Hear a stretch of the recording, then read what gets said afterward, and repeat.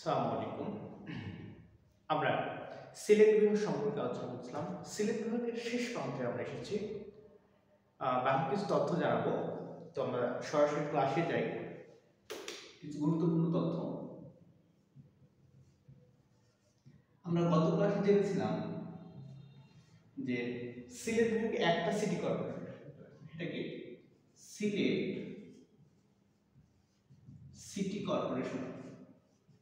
City corporation corporation এই city corporation শুধুমাত্র সিলেট বিভাগের সিটি কর্পোরেশন একটা। এই সিটি কর্পোরেশনের মোট জনসংখ্যা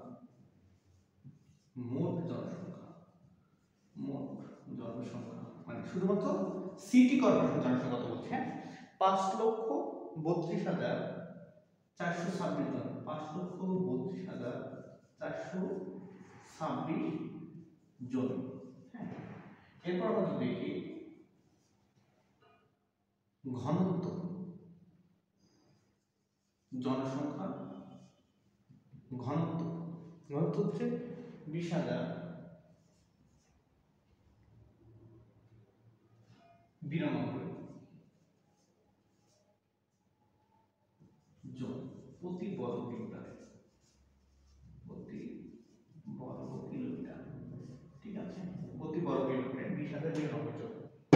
এরপর যদি আমরা দেখি সংসদীয় আসন,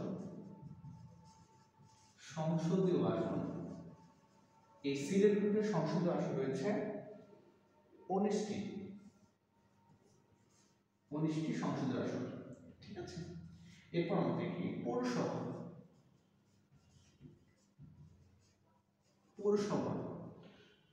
রয়েছে 19টি। সিটি কর্পোরেশন 19, সংসদীয় আসন 19 এবং কি পৌরসভা 19টি। এরপর যদি আমরা দেখি